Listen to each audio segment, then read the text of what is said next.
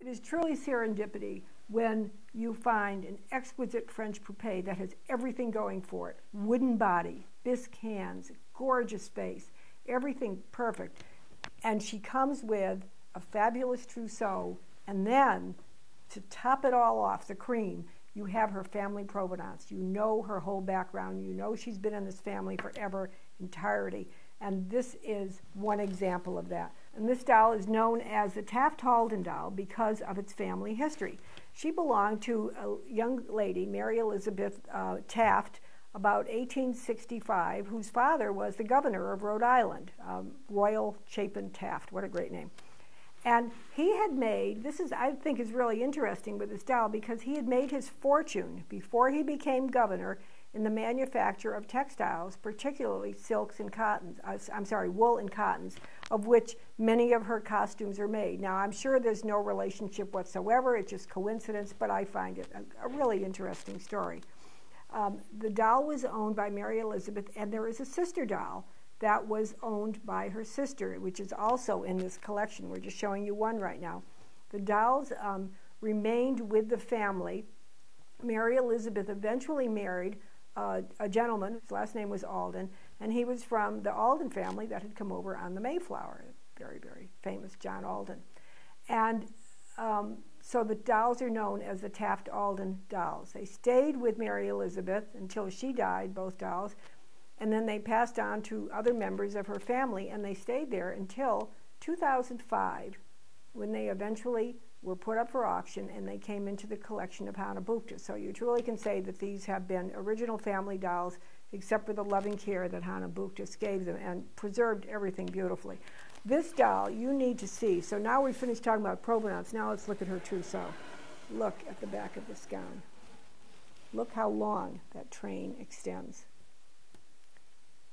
It is decorated, it's of this really, really fine patterned silk.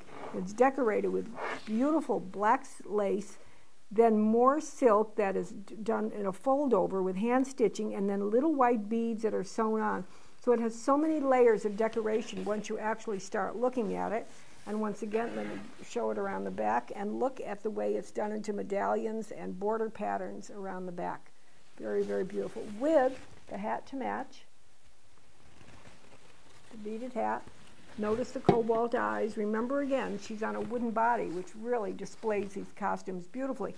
Now, just in case that evening was not all she dreamed of, she might be going out the next evening. And then she had another wonderful evening dress to wear, a very, very fine organza with that ice blue silk ribbon and lace trim, and again, a long extended train. And because she's wearing these dresses with the trains, she must have the petticoat with a train, which she also owns. And, even rarer to find, the hoop with a train, which is just about impossible to find today. It's so rare and wonderful. And then she has other day dresses, night shirts, little petticoats, wonderful things. And I kind of like to think she has this wonderful little day dress to wear, and I like to think that this might have been made of wool from her father's original wool factory, this wonderful red wool dress with a black beading. And then, to top everything off, all of these accessories, little red boots to wear, the red leather bag with the matching belt to go around her waist. That's a great design. Why don't they make that today? Wouldn't we wear that? A nicely fitted belt with a little purse hanging off of it. She has a little sewing necessaire, in a little miniature one in a leather case with little bone implements inside. As soon as my fingers will get this open. There is a thimble, a scissors, a needle case, and an awl. Wonderful. Which brings me to say as an aside, if you like Hanne Büktas, Poupees, and their trousseaux, in January, we're going to be offering her unbelievable collection of sewing memorabilia and needlework tools. So you want to watch for that. We'll do a video on that too. Red gloves. A little red perfume bottle with the little loop so you could wear it on your belt. Coral jewelry. Look at this. I have never seen this in my life.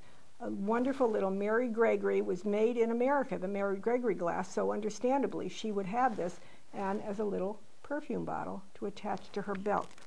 And a red snood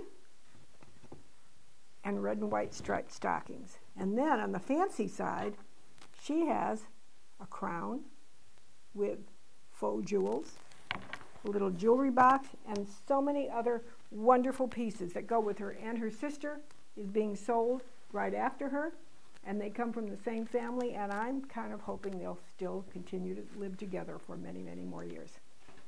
Now, I could talk for hours about the fashion dolls and their trousseaux, and you probably think I have anyway, but let me just show you a few more, and then I'm going to finish this, and we're going to go on, and we're going to have another vignette on the miniature furniture and accessories from the Hanne Büktas collection. First of all, I wanted to show you a few dresses that are just being sold as dresses, but they are so fine. Let me turn them around. You can see the detail of how they're made. The long over jacket over the skirt, very, very fine embroidered tulle lace, fitted bustle at the back, a kind of a transitional dress, moving from the 1860 period into the fitted bustle design of the 1870s. This one definitely just purely from the 1860s, with the wonderful fitted over jacket, coat sleeves, and the velvet ribbon trim. And then three of the numerous dolls, or four of them, whose costumes I have just think are just stunning or are quite important. This one again, look, we have our beautiful cobalt eyes we talked about before, and she's wearing this costume of emerald green silk with emerald green matching velvet, which is very, very fine. Beautiful bisque hands and a wonderful feathered cap. And then look, this is all of the dolls in Hanne Büktas collection are so beautifully accessorized. Look at this wonderful little green leather carrying case with the ormolu trim that she has. Truly at the ball. I should have saved this doll to show you when I'm showing you the ball spenden from the next vignette, because this girl is definitely costumed to go to the ball. And one of the things I want to point out in particular to you are to look at her fingerless gloves. I have never seen so finely made a pair, and they are absolutely perfect. I don't think they have ever been off of her. Just very, very fine. With a wonderful matching shawl, beaded shawl, with a tassel, even the little tassel fringe down at the end. So very, very fine. And with her velvet evening bag, and finally her wonderful little hair decoration to wear to the ball. She is definitely ready to go.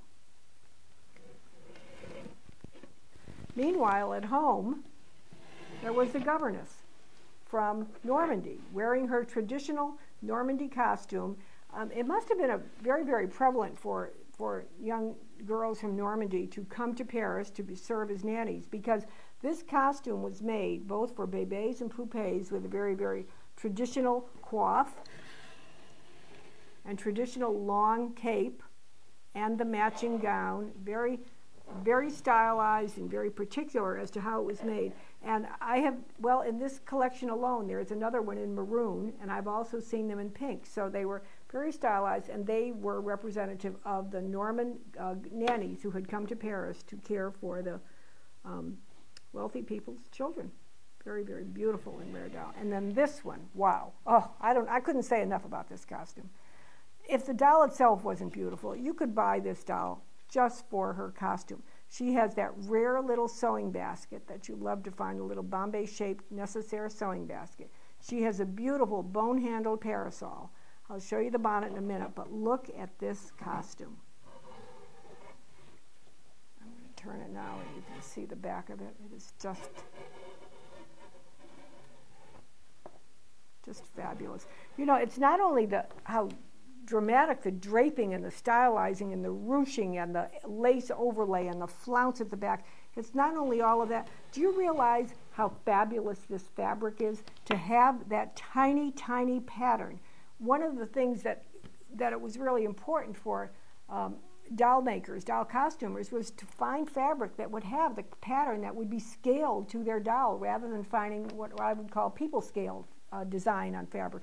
So this is very choice and a very, very luxurious doll. And just I said I'd show you her bonnet just so you can see that.